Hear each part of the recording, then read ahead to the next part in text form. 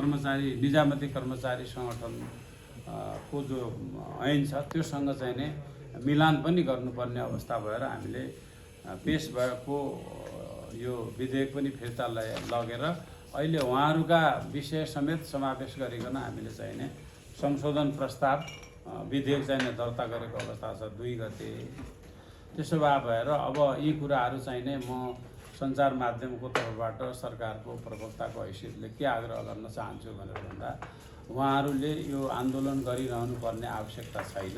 किन भनेर भन्दा उहाँहरूका मागहरू हामीले समावेश गरेर विधेयक चाहिँ नै पेश गरेको अवस्था छ र यही अधिवेशनबाट यो पारित हुन्छ।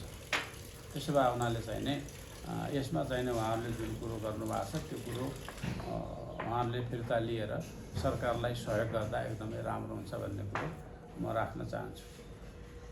मन्त्रीजी हजुरलाई